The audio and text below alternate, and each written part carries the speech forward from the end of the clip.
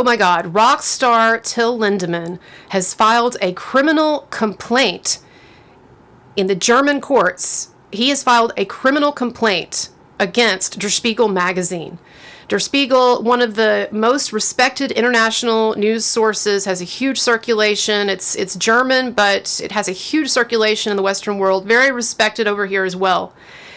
And they did a huge series of stories on Till Lindemann, frontman for Rammstein, and he also has his own band that's going to be touring over here in the U.S. Starting in a month.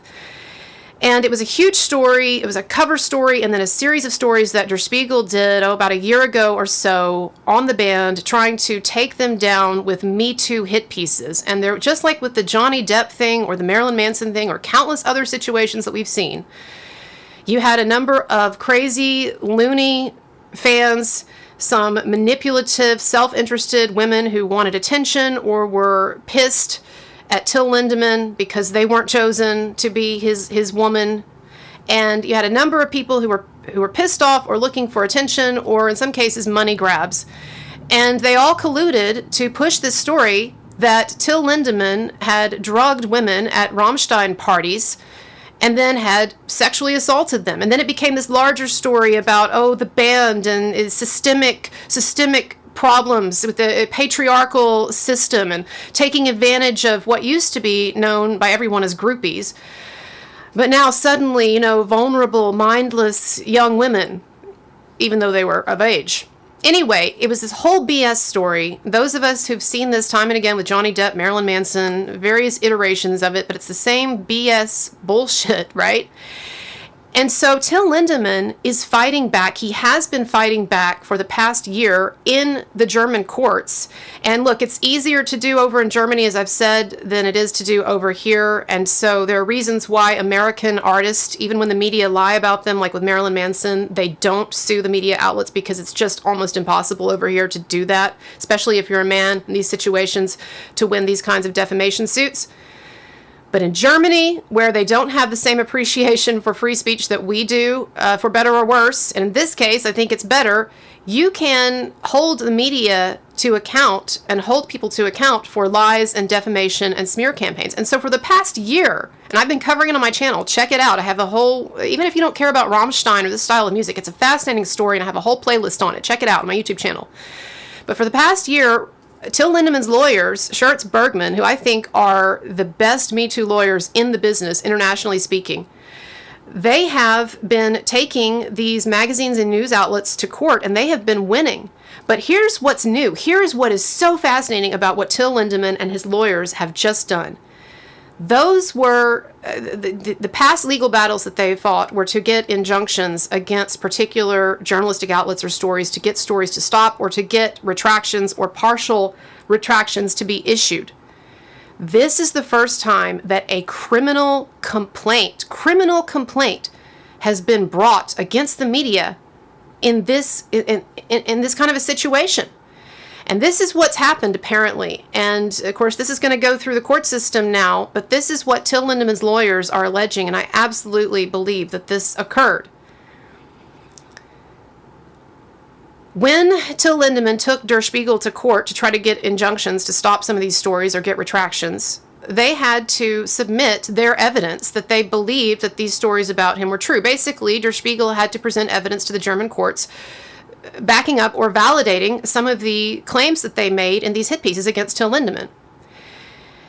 And apparently what happened is that these Der Spiegel executives or whoever was handling this stuff committed fraud and forgery in the affidavits that they supplied to the courts, because this is what happened. There were two supposed witness affidavits supplied by women who had, one of whom had been around Shelby, the main accuser, the one who started all this stuff, had been around her through the process of her reporting this supposed incident to the police in Lithuania and taking a drug test, et cetera, right?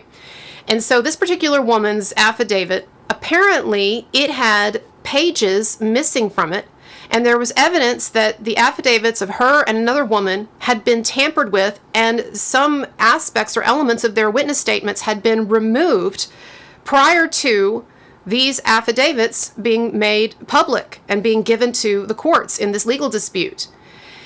And for instance, one example, something that was apparently taken out of the affidavit, one of the affidavits, was the results of the main accuser Shelby's drug test, which showed apparently that she had tested positive for drugs. I can't remember what exactly it was, but had tested positive for drugs. Well, this made her look bad, and this made Der Spiegel's story look bad, right? And so they took it out. Someone on Der Spiegel's side, someone at Der Spiegel took out that part of the affidavit, removed it. And so there were a number of cases in these affidavits of these two witness statements where evidence that might have been, or testimony that might have been exculpatory or somewhat exculpatory towards Till Lindemann and his side, it was taken out, it was removed, and it was tampered with before it was turned over to the court.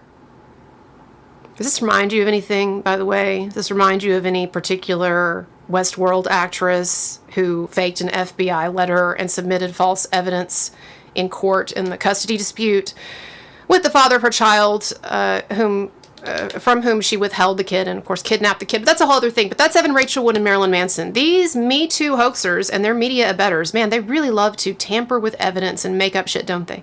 Well, in this case, Der Spiegel did this.